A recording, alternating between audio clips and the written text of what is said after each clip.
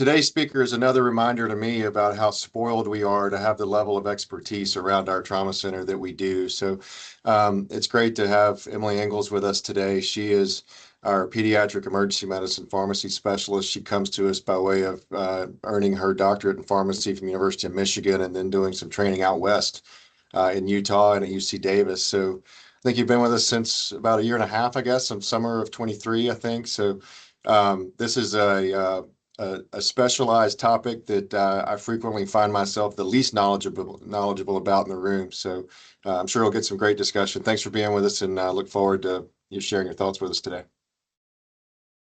Thank you so much. I'm happy to share. I'm always happy to talk about peds. And so that's what we'll focus on today.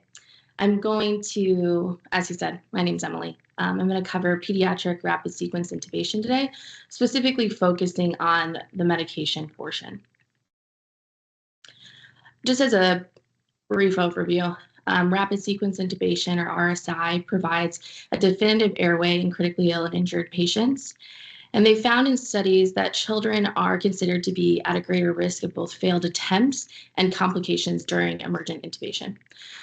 16 to 61% of pediatric cases in some studies that have been published found that those patients had complications, including hypoxia and associated cardiac arrest. And they find that patients, pediatric patients who require greater than 2 attempts have significantly more severe hypoxia. And that's where I feel medications can really help play a role. We can help mitigate these risks, help create good intubation conditions, and help the providers and staff that are intubating have the best chance of success possible, while also potentially using these medications to help treat or address concerns with the trauma themselves as well. There's several classes of drugs we'll walk through, and this slide, I have them in order that the medications would be given as well, just for a reference if looking back at this slide. And the question often comes up, when do I give which one? So this slide is the order in which you do that. So we'll start today's talk with pre-induction agents. Then we'll get into induction agents, paralytics, and then I always like to reiterate, because it's sometimes forgotten, the post-intubation pain and sedation. We'll discuss those as well. When talking about these meds, I do want to say I'm not going to cover every single med that can fall into each of these categories. I really wanted to focus today on the ones that are most common, as well as ones I get questions about a lot, and those maybe that have some controversies or mixed opinions, and kind of highlighting those mixed opinions. So we'll start with pre-induction. The goal with these pre-induction medications is to help prevent adverse effects of intubation, the process, or help address potentially some existing concerns in the patient being intubated. These are not required by any means, but can potentially be beneficial. And we'll talk about atropine and lidocaine today. I have fentanyl listed here because it's often grouped in with pre-induction meds. It is also considered to be an induction medication, so I'll highlight it more there, but we'll focus on the other two first. I kind of think of atropine being the most commonly thought of pre-induction medication, especially in pediatric patients. It blocks the action of acetylcholine at the parasympathetic sites in the smooth muscle, secretory glands, and the central nervous system. And the goal of using atropine is to potentially prevent bradycardia. And this is really important, especially in very young children, because they have a more pronounced vagal response to intubation and are at a higher risk of bradycardia because of that. The dose I have listed here at 0.02 milligrams per kilogram per dose. There is no minimum dose in rapid sequence intubation, but there is a max dose of 0.5 milligrams per dose. And I've listed kind of some, I would say, generalized or historical optional patient groups to use it in. Those are patients who are less than 1 year old, patients who are 1 to 5 years old who are receiving succinylcholine, or adolescents receiving a second dose of succinylcholine, and septic patients. And what I want to highlight here, what I have bold is that there is no minimum dose for RSI. And I wanted to talk about this because this is pretty recent-ish, I guess, change.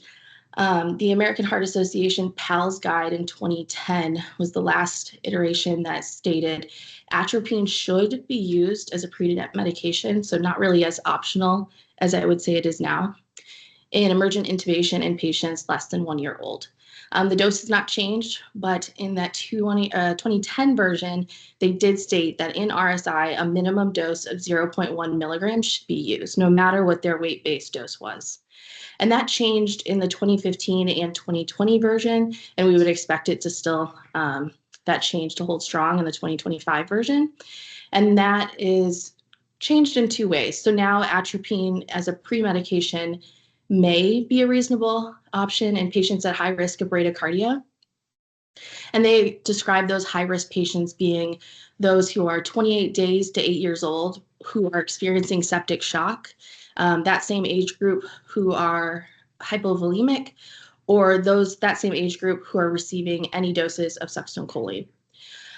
The dose has not changed, but now that recommendation for a minimum dose is no longer listed there. I want to be clear, though, there is still a minimum dose recommendation on the bradycardia pathway in the PALS algorithm, but it does not apply to prevention of bradycardia in RSI. The last pre-induction med I'll talk about is lidocaine. I included this one because I get asked about it pretty frequently, but I would say it's not commonly used anymore.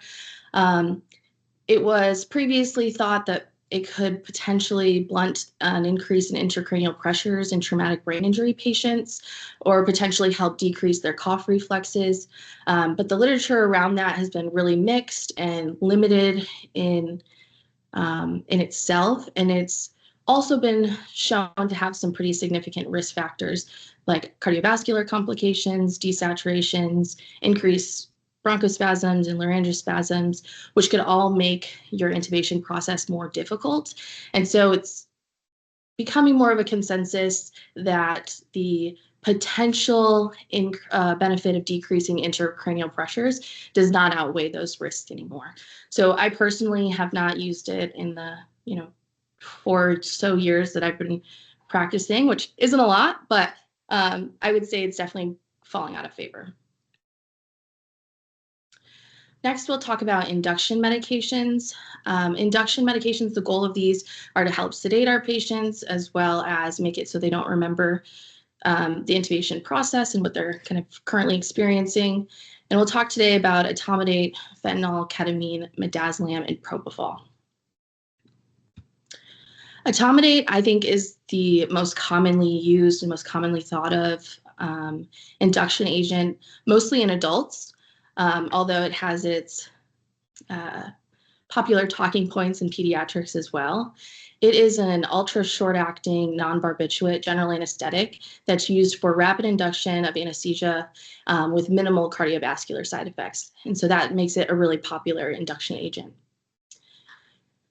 The dosing in pediatrics is similar to the same as the dosing in adults at 0.2 to 0.4 milligrams per kilogram per dose, but the max in peds is 20 milligrams per dose.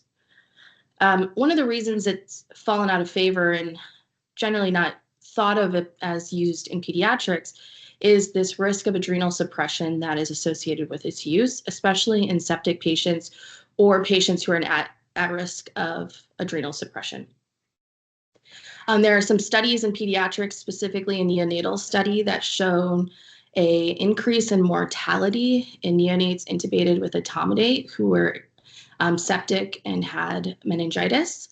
Since then, and since that publication, it's just generally been avoided in neonates, infants, and children, but it is not an absolute contraindication.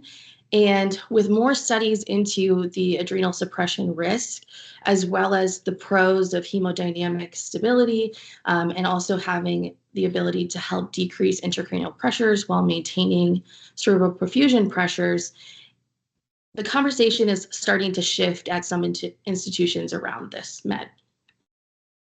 And so I wanted to dig a little bit deeper into that on this slide, but this kind of looks a little more dense than it is. It's more to just kind of give you a visual of what I'll be hitting on. And that's that etomidate causes or increases this risk of adrenal suppression by blocking 4 specific enzymes that are essential in the production of aldosterone and cortisol. And by preventing that, they cause a decrease in those levels. And that can happen with a single dose, and it can last, those decreased levels can last anywhere from 24 to 72 hours after administration. What some studies more so recently have started to highlight, and specifically in pediatric patients, is this concern related to adrenal suppression and this decrease in levels is more so associated with the severity of their illness rather than their age itself. When they control for age and they control for disease severity or level of sepsis in the way that they do, they found that etomidate has a bigger impact on patients who are more septic or more ill rather than patients who are younger or older, et cetera.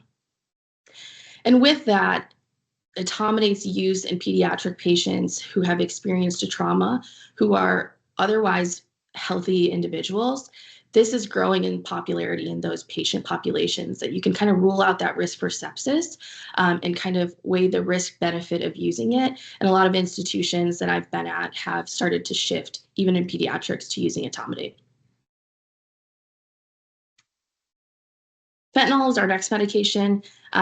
It binds to stereospecific receptors at many sites within the central nervous system with a main mechanism related to increasing pain threshold, altering pain perception, as well as inhibiting the ascending pain pathways.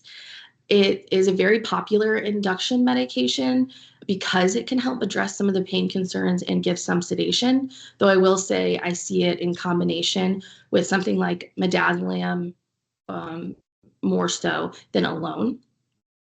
The dose is 0.5 to 1 microgram per kilogram per dose, and it does have a risk of hypotension and a risk of rigid chest syndrome. And rigid chest syndrome can be thought of as maybe something that happens more so in adults, not really in pediatric patients, but it does in fact occur in pediatric patients as well as adults. And that's because it's more so associated with the administration time, that rate of administration, rather than just really large doses.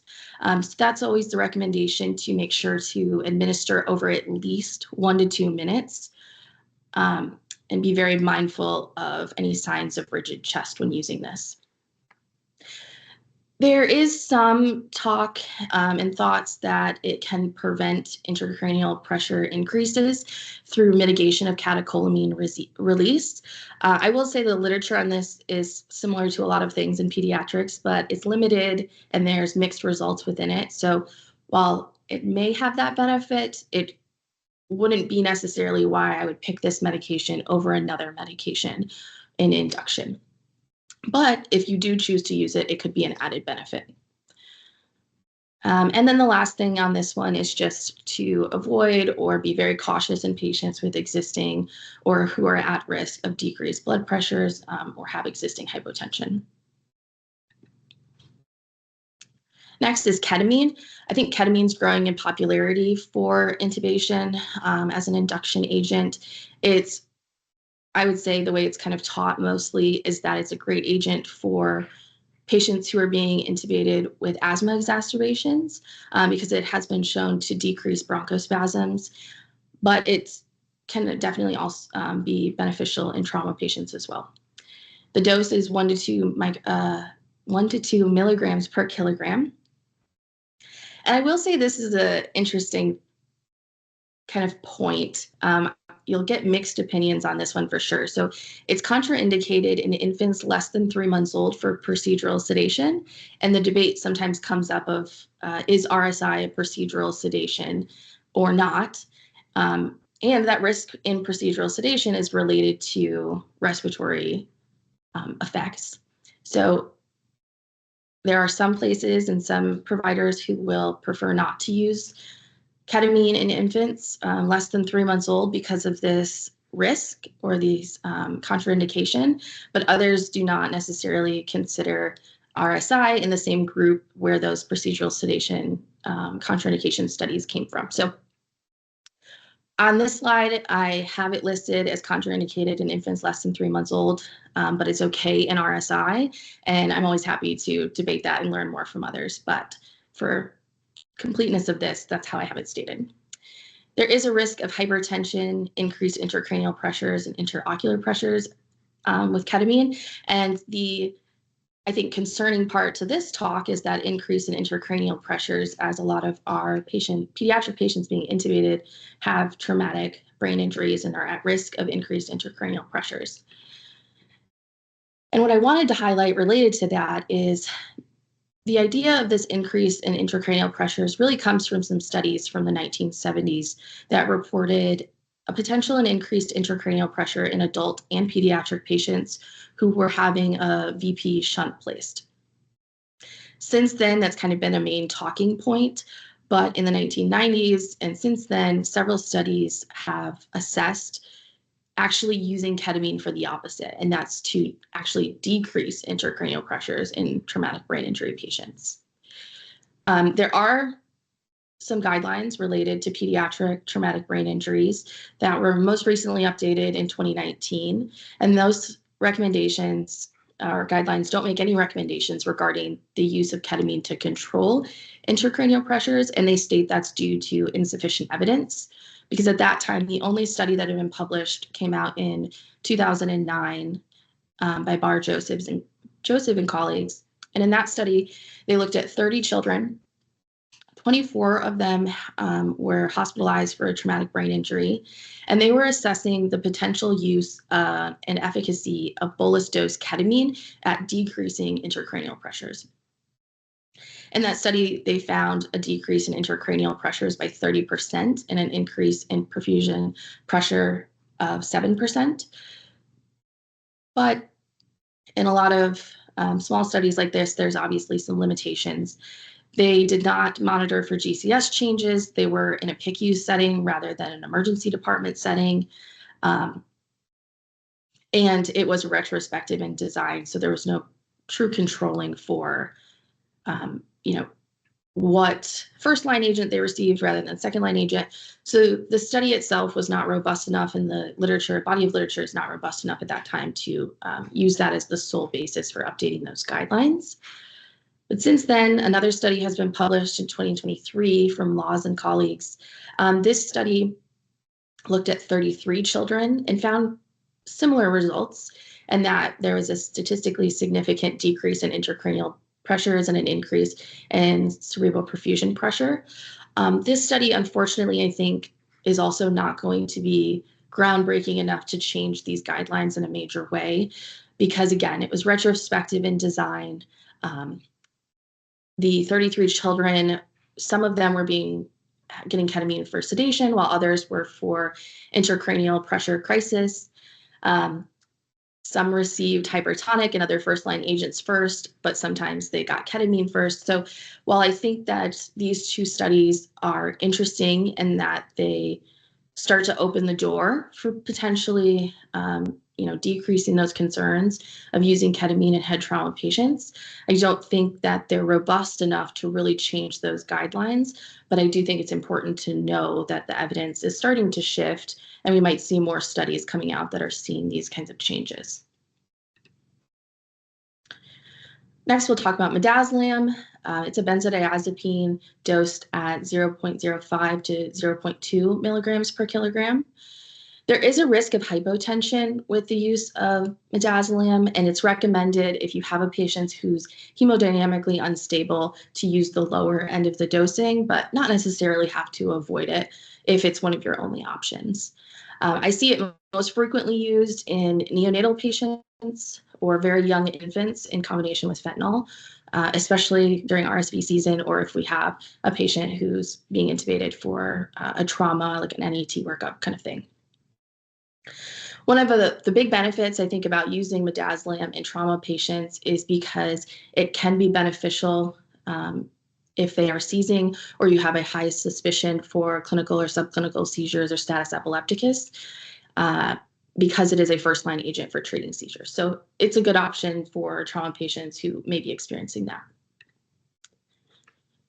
The last induction agent we'll talk about is propofol. Propofol is generally not recommended in pediatric patients. It has been shown to have an increased risk of adverse effects that make it less desirable. Those tend to be more so in patients who have repeated exposure or lengthy exposure. So using it as an induction agent isn't, I would say, the worst option, or shouldn't be, or something that you should absolutely, under no circumstance use. But it's just not used quite as often as the other ones that have potentially more benefits, more safety. But for completeness, it is dosed 1 to 2 milligrams per kilogram without a max that's defined. It's contraindicated in patients with allergies to eggs and soybeans. So if you don't have a clear history on a patient, that might be something to keep in mind as a reason not to use it, as opposed to other things that don't have some, kind of basic food allergy ones. It also has a risk of significant hypotension, which I'm sure lots of you have seen in practice.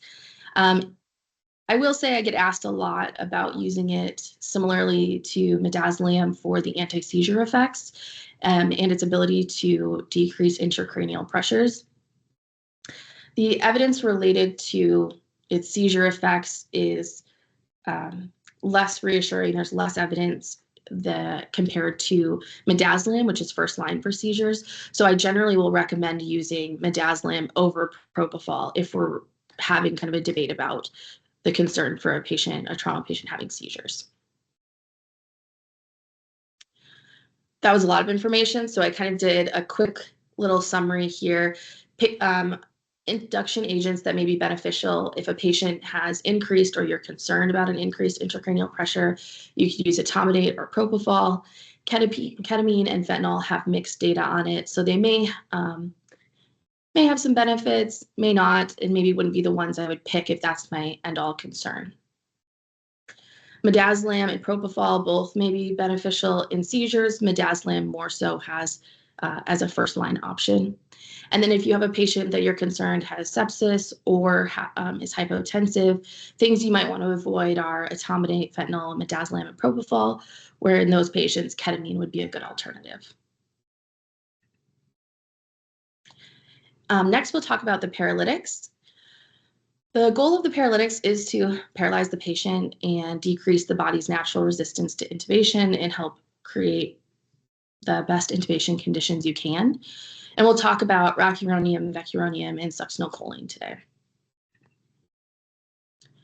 Rocuronium is the first one I'll talk about. It's a non-depolarizing paralytic.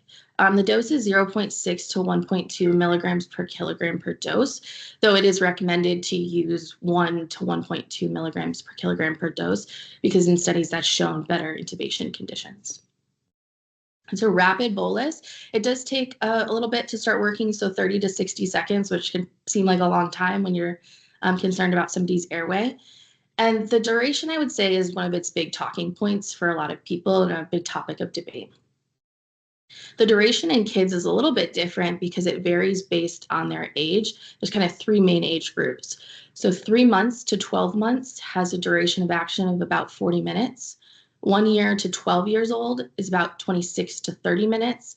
And patients who are greater than 12 years old, typically it can last 20 to 120 minutes, which is a pretty wide range. I would say I most often see it lasting about 40 to 60 minutes in that age group. It is the preferred paralytic in pediatric patients due to safety and practicality when compared to other paralytics, which we'll go into some of that in the next little few slides. Rocuronium's adverse effect profile is actually pretty small in compared to a lot of drugs. It can increase the peripheral vascular resistance, can cause tachycardia, hypertension, as well as transient hypotension, but it does not have any black box warnings related to its use in patients. There are some concerns related to it potentially being used in patients who are at risk of malignant hypothermia or neuromuscular disorders. That has been discussed more as a theoretical concerns based on mechanism and animal studies. I was not able to find any published patient experiences or case studies that showed these outcomes as a large concern from this medication. There is a reversal agent that you can use for rocuronium. It's called sugammadex. Sugammadex is an interesting option and something that we talk about quite a bit at Levine's when there's concern that the patient needs a good neurological exam and rocuronium was used for intubation. Sugammadex is actually dosed based on your train of 4 results. So having the train of 4 exam performed before the use of sugammadex is really important.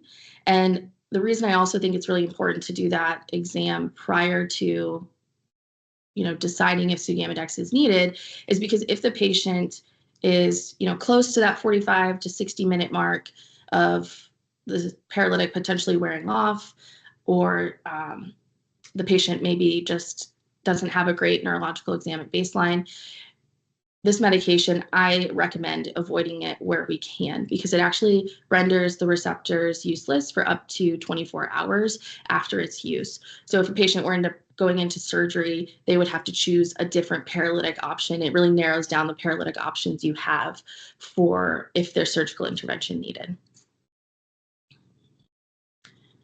Next is vecuronium. It is also a non-depolarizing paralytic, so that's why I have it after rocuronium. The dose is 0.1 milligram per kilogram per dose. It's a rapid bolus, and interestingly, it is a powder, and it requires reconstitution, which can, cause some added difficulty. It's not hard to reconstitute it, but can add some seconds to preparing your medications, and might be confusing for people who don't have a lot of experience with it.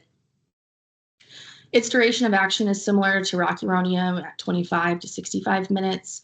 And I would say it's falling out of favor because of this added difficulty of reconstitution, as well as its risk of large dosing errors because it's a 1/10 of the normal dose, or I guess I would say more so the typical dose people think of, because rock and sucks have a very similar dose of 1 milligram per kilogram within their range. So that's where this can be a little bit confusing, though I do think it's a great option for shelf stability reasons. If you have RSI kits that are prepared as part of either your unit or your truck or whatever, having those pre-prepared kits, this one would be shelf stable longer than your other paralytics options. The last one we'll talk about is succinylcholine. This is a depolarizing paralytic, so in a different class. It's dosed 1 to 2 milligrams per kilogram IV, and you can give up to 2 doses before it's recommended to switch to rocuronium or vecuronium. And that is because of, it can be redosed because it lasts for a long time, or it doesn't last for a long time. It has a duration of 5 minutes. And there are an increased risk of side effects with each dose that you use. So that's why it's kind of something we try to limit. It does have a black box warning specifically related to pediatric patients, and that's a risk of ventricular dysrhythmia, cardiac arrest, and death from hyperkalemic rhabdomyolysis in pediatrics. The risk profile and reasons to avoid or be cautious is pretty long.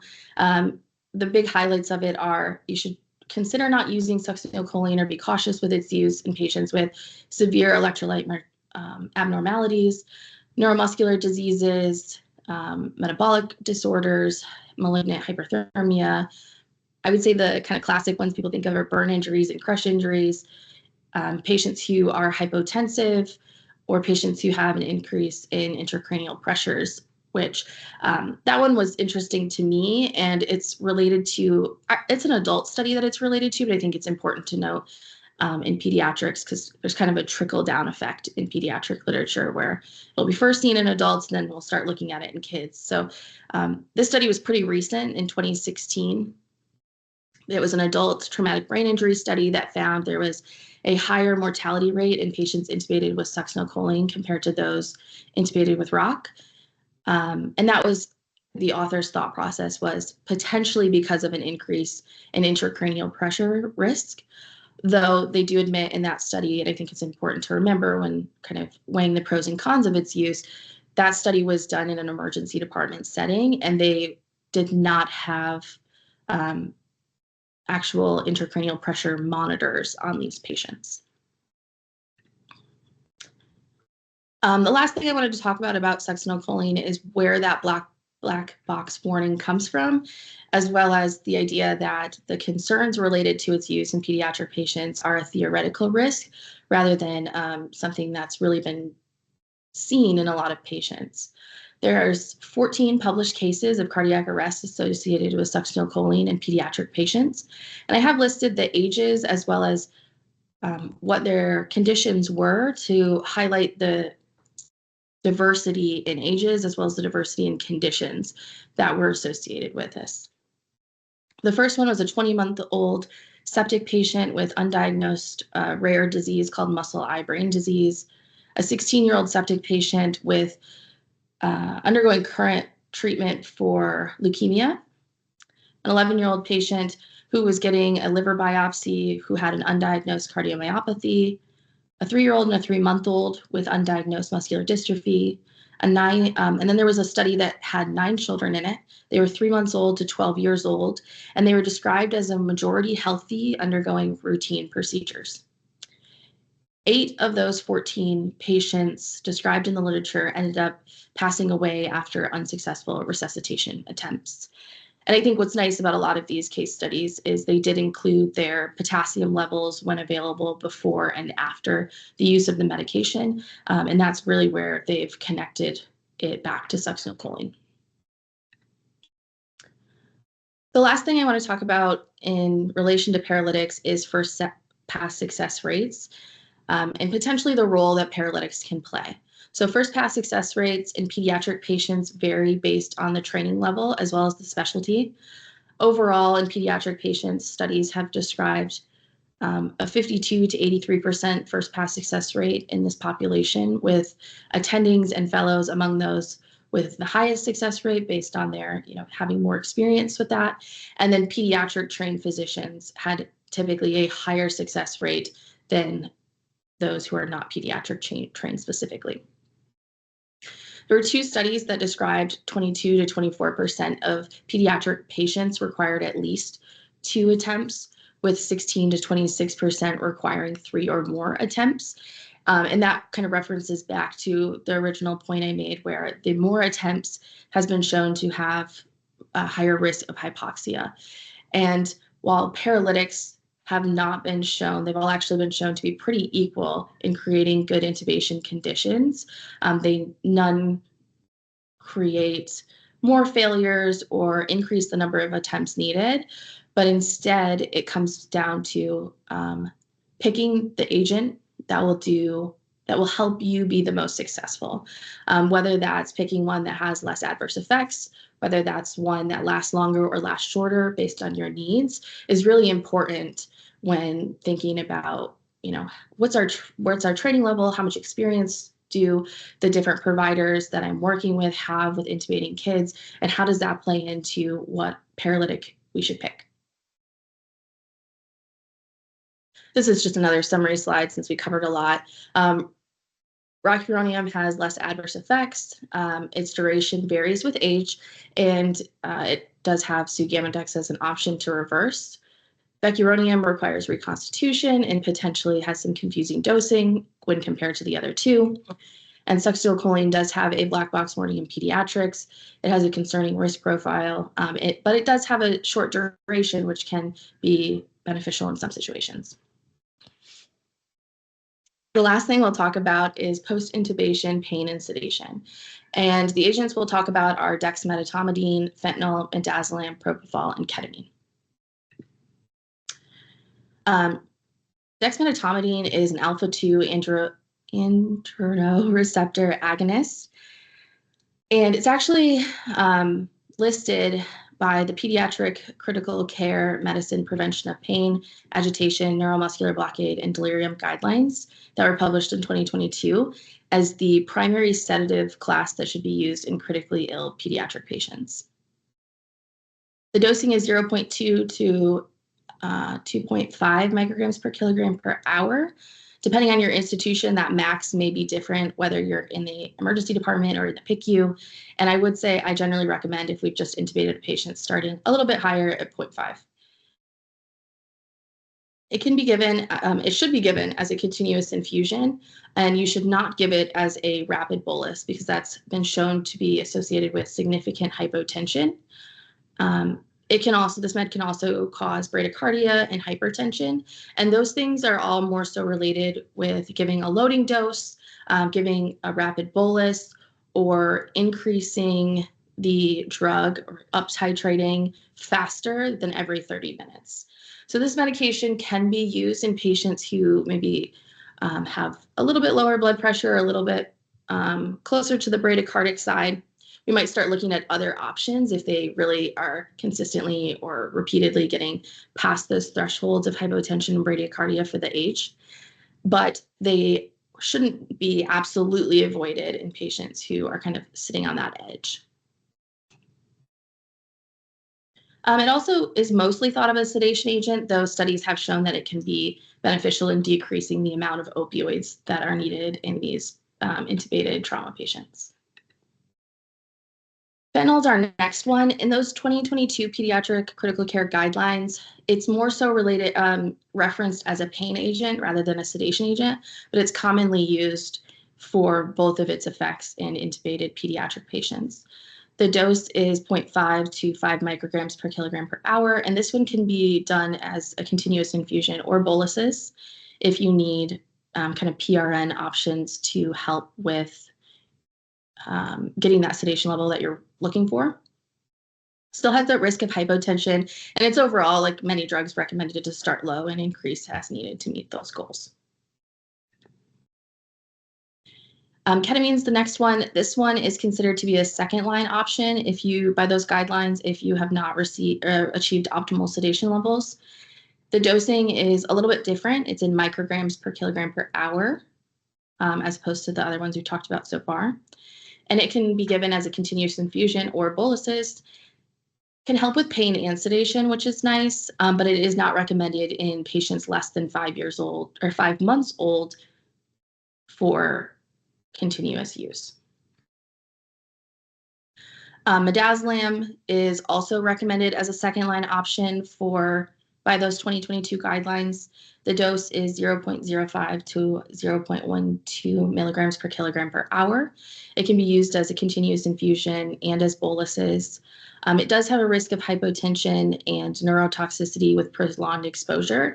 And a major point related to this that the guidelines really lean on is that benzodiazepines in critically ill children are an independent risk factor for delirium, and delirium is associated with worse outcomes in these patients. So it's recommended to minimize its use whenever possible. With that in mind, it can be really beneficial in patients who are intubated, who may be clinically or subclinically seizing or experiencing status epilepticus, which we can see in some of our trauma patients induced by that trauma, where this may be a really viable option and a really good option for them as its first line for treatment of seizures. And the last one is propofol. Propofol, this is more so where the concerns related to its use start to come in, and that's with this prolonged or repeated use of it. The dose is 10 to 66 micrograms per kilogram per minute in pediatric patients. It can be a continuous infusion or boluses, but still has the same contraindications for allergies. But the real big concern that comes with pediatric patients and some other age groups, but I'm focusing on peds today, is the risk of propofol-related infusion syndrome, or PRIS. It's a very rare condition, but it has a very high mortality rate if it does occur, and it can occur in as little as 24 hours of therapy. PRIS is more common in young children and those patients who receive higher doses for more than 2 days. So while those 22 guidelines do suggest that this can be used as a second-line option for sedation in critically ill children, their recommendation is that the dose must stay below that 66 micrograms per kilogram per minute, and it should not be used for more than 48 hours to kind of be deemed a safe option. So for the summary of our post-intubation pain and sedation, the first-line option that's recommended by the guidelines is dexmedetomidine with added midazolam, fentanyl, propofol, or ketamine for additional sedation needs. And that really comes down to what other factors is your patient experiencing that these options may benefit. So for example, midazolam, if your patient's, there's a concern for seizures, ketamine would be beneficial in patients who have an asthma exacerbation. Fentanyl would be a great option in trauma patients who may be experiencing a lot of pain, etc. And the last slide to kind of wrap this all up and summarize all of these points is this idea of what is the standard of care. Unfortunately, in pediatrics, this isn't defined by a national or international guideline that doesn't exist at this time. And so to establish the standard of care in pediatrics, you really have to look towards published national surveys, local pediatric critical care experts, as well as institutions and programs that are highly regarded in pediatrics on a national and international level. And to kind of bring some of those points together, I've made this table, which includes the preferred agents from a 2024 national survey, what our LCH PICU team was nice enough to share with me that they prefer here, as well as including the Children's Hospital of Philadelphia's recommendations for RSI in traumatic brain injury patients. The national survey noted that 87% of patients that were a part of this survey received atropine for pre-medication. Fentanyl was the induction agent used most often at 67% of patients receiving that, which I thought was interesting as it's as a solo agent, it was being used so often. The paralytic of choice was rocuronium at 78% of patients receiving that. The next closest was vecuronium. And they did not describe in depth which agents they were using for pain and sedation post-intubation. And unfortunately, only 40% of patients received both, which I think there's some room for improvement, and why I wanted to include it in this talk is the importance of making sure to include both of those in our trauma patients. And really any patient who's intubated, because overall the intubation process can be painful. Our LCH PICU's preference for induction is ketamine plus or minus fentanyl. The paralytic of choice, as they stated in all situations, is rocuronium. And for post-intubation pain and sedation, they follow those guidelines, with dexmedetomidine being the first choice, fentanyl their second line option, and then they use sparingly midazolam and fentanyl as PRN if they aren't reaching their sedation goals. And then lastly, the Children's Hospital of Philadelphia traumatic brain injury pathway recommends use of etomidate or ketamine in induction. Rocuronium is the paralytic of choice there, and their post-intubation again follows those guidelines, with dexmedetomidine being their first line option and midazolam their second line option. And so while this is nice to look at, I think, and nice to see the trends that potentially are happening across the country, as well as locally in the Charlotte area, at the end of the day, it really is a reflection on what is your patient need in front of you, and what information do we know for sure about these medications, what medication is kind of up, or information is up in the air, and how do we bring that together to do what's best for the patient that's in front of you. And that's really difficult to put into a guideline, I think, and that's why going through these things, really looking at the literature, digging in depth, and finding what works best for practice across the different care areas is a really difficult thing, but a really beneficial thing and positive thing to work toward. That is all I have for you guys today. I'm happy to answer any questions you might have.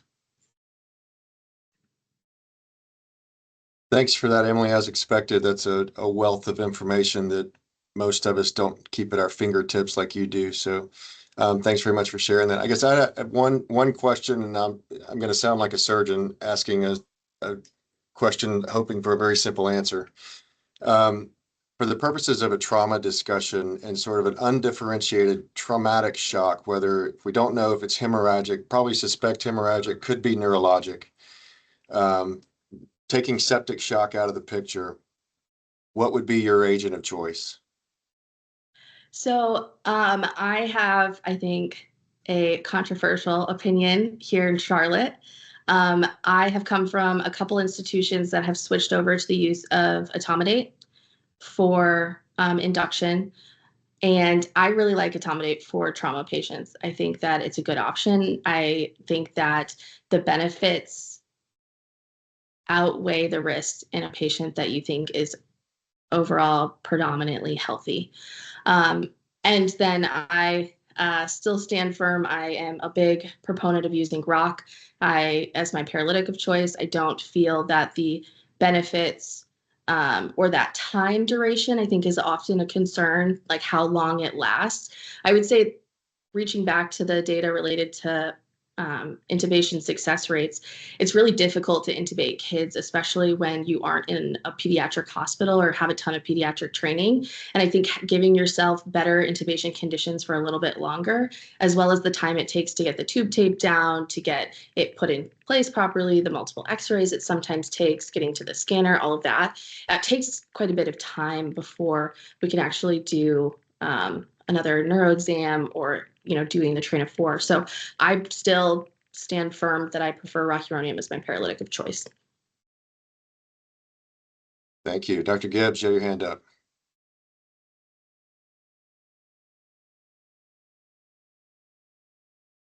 Mike, are you muted?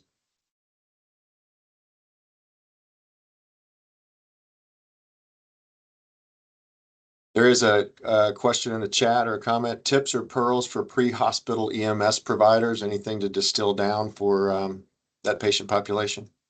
I think that's really difficult because there's these protocols in place that are necessary, but make it a little bit more difficult to apply all of these different talking points that I've mentioned. I think that looking at your protocols and trying to get the best history that you can, if possible, from anyone that's around you to be able to help either yourself or those around you make a good choice. I think that it's really difficult in the pre-hospital setting when there's the confines that we don't see as much in the hospital with these set protocols, set medications that you have to use. And that's where I think that it's a little bit difficult to do. I know that's not a great answer, but I think there's some confines to pre-hospital that make it pretty hard. I think that's a legitimate answer, though. Dr. Gibbs, you want to try again? You think you're muted? Do we need to unmute you, or are you? I think I'm off. I'm off mute. We've got you. I thought my wife maybe did that to me. She texted me. Sorry about that. So Emily, great talk. A couple things. One is, as I get older, I tend to think more like Dr. Green as a surgeon, and I think with airway management, oftentimes simplicity is helpful. Mm-hmm. Just as a point of reference, so we started teaching the difficult airway course in 1998, and one of the founders of that course came from our department here, and we've been doing it ever since. So 26 years or however many years that is. And back then, we used to teach a lot about pre-medication with lidocaine, with fentanyl, because there was this belief that it actually helped the brain by reducing the effect of direct laryngoscopy. And I think what was proven over time is none of those things were true. Yeah. And in addition to that, when we were using multiple drugs, the incidence of adverse events by asking a nurse, we didn't have pharmacists back then, but by asking a nurse to give 4 drugs to any patient, that was filled with hazard. So my message to this group is, if you're in the trauma bay intubating a patient, it's usually going to be for 2 reasons. Either they have a head injury or they're in shock, or both. And to me, the core objective should be to get out of the room with no hypotension and no hypoxia. If you can achieve those 2 things, then you win, no matter whether you use 2 drugs or a bunch more.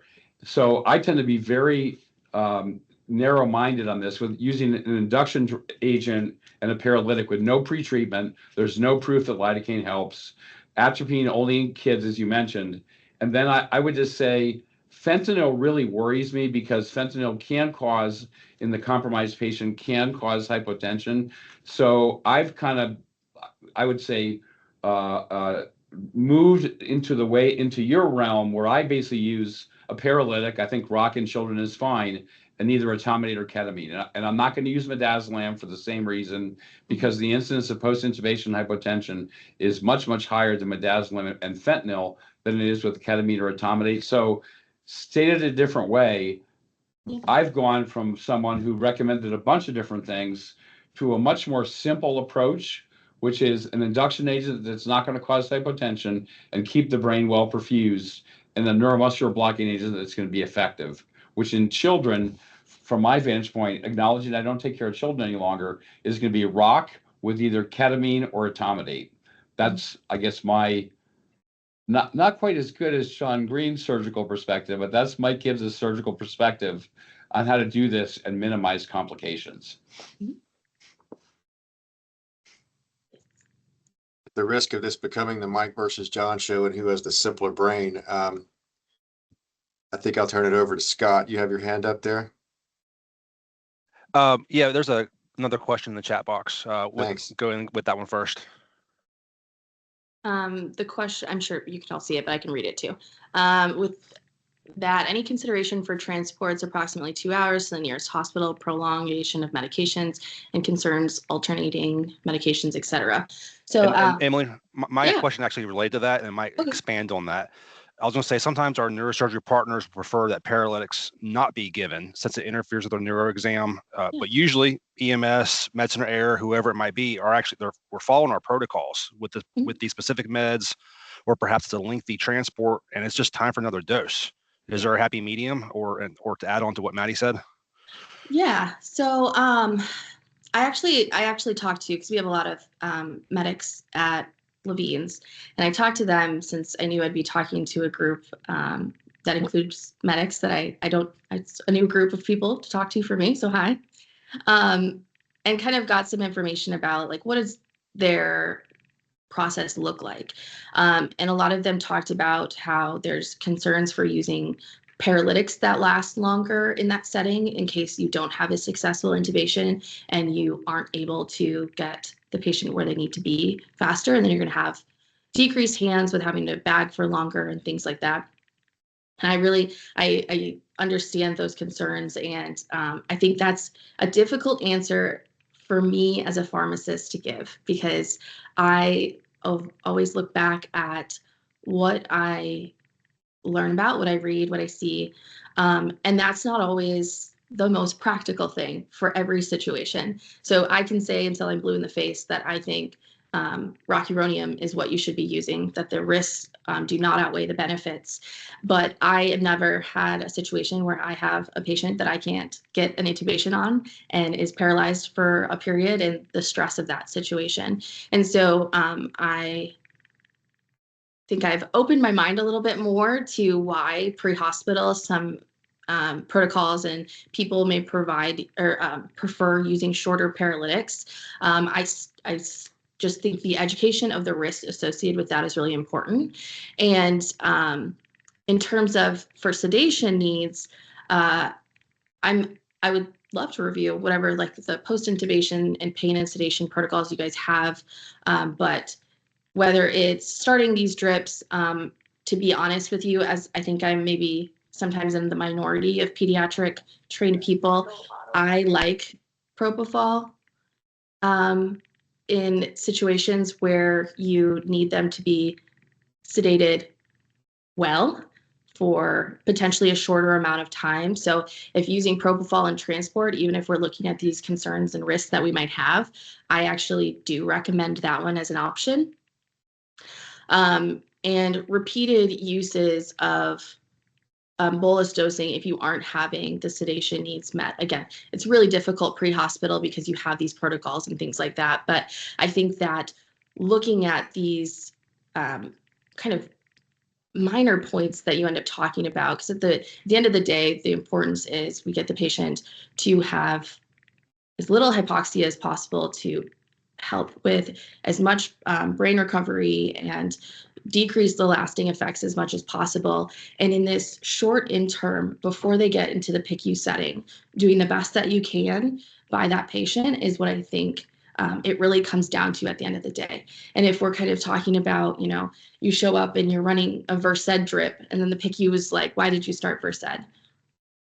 at the end of the day, the patient was sedated for the time period that you had them, and the lasting effects of that medication in that short period are going to be minor in comparison if you had a patient that you weren't able to get to stop seizing or to get to stop to get to stay properly sedated and it's moving too much. So I think that's kind of a jumbled way of answering the bigger question, which is I spent all of this talk talking about these little points of why you pick each of these things. But I think in the pre-hospital setting, that's really difficult to do, and doing the best that you can with the resources you have is what's going to, at the end of the day, be beneficial to the patient.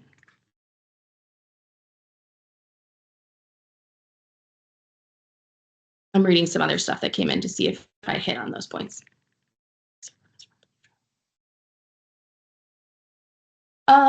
So I guess circling about that is the preference between propofol versus Versed.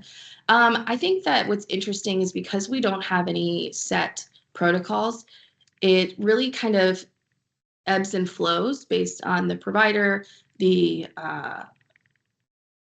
condition of the patient. I have actually seen an increase in propofol for short periods of time in our PICU in the last few months. And I would say that I think for short periods of time, if you don't plan on using it for a long time, they will choose propofol now before they will choose Versed. And I'm sure, if anyone from Levine's is here that can correct that, that's just my personal experience about what I've been seeing to kind of address that question. If you don't have easy access to Precedex. And honestly, they'll generally go Precedex, fentanyl, add on propofol for a short period.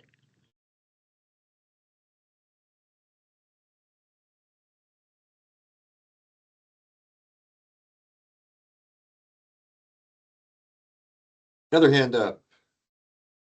Looking for a name, sorry. Yeah, go ahead with your question.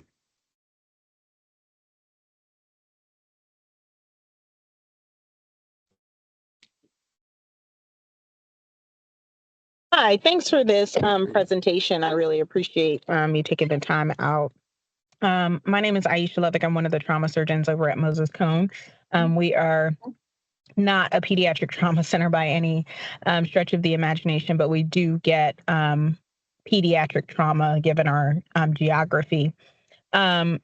We have actually recently had a discussion surrounding choice of chemical paralytic in the pediatric patient population, specifically in the 15 to 18 age group, since that's the population that we actually would keep at our institution, whereas the under 15 group we would transfer to a higher level of care.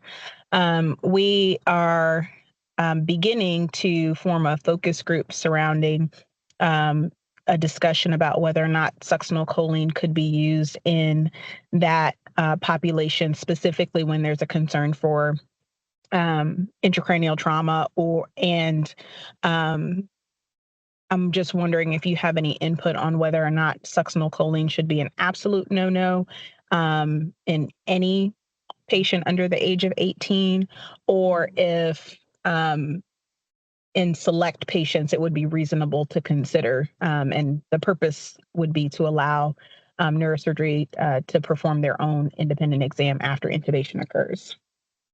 Yeah, I think that this is a gray area of it that I personally, like my practice is that I would not, I would potentially have a conversation about, risk benefits. What do we know about this patient? But wouldn't be something that I'm going to really drive home the point that in the 15 to 18, absolutely do not use succinylcholine like I would in somebody who's, under the age of 12. I think that adolescents get into this weird spot because in pediatrics, we always try to preach that children are not small adults. And that is really just referencing back to the fact that their physiology, their pharmacokinetics are still very different when they're pediatric patients or in this childhood age group. However, as they start to really transition into adulthood, which occurs in what is still studied and considered to be this pediatric age group of less than 18, which is probably just a societal arbitrary number that we've, pin to this. I think that conversation, at least for me, and people that I've worked with, starts to shift a lot. If you have a patient in front of me that is 15, 16, 17, 18, honestly, even 14, I am not going to look at them if you have some really great arguments for why you think that they need succinylcholine over rocuronium. I'm not going to say, okay, well, this patient is, all of these things are probably going to happen, because at the end of the day, one, it's not a beneficial conversation. And two, at the age that they're at with their kinetics, they're leaning more toward the adult side than those concerns you see in pediatrics.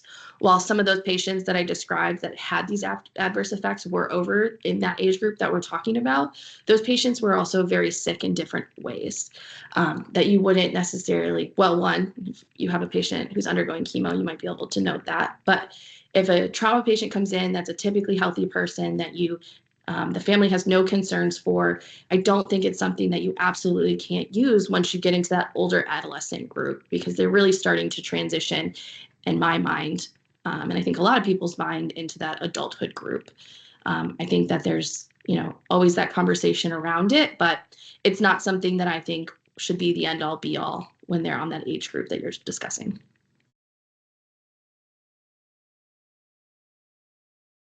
Thanks, Dr. Lovick, for that question and for participating. It's great to know we're reaching all the way across the region. So glad to have you and hopefully your team as a part of this.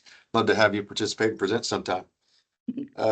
Any other, I'm looking through the chat, Emily. I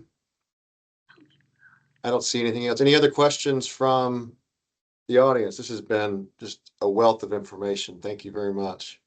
There is an evaluation in the chat that Scott put in there. Always encourage feedback, and we appreciate your evaluations. I'm not seeing any other questions, so thanks very much for your time. Thank everybody for joining us. Emily, you had about 105 people listening, so great impact. Thanks, everybody. We'll let you know what's coming up next month, and have a great day.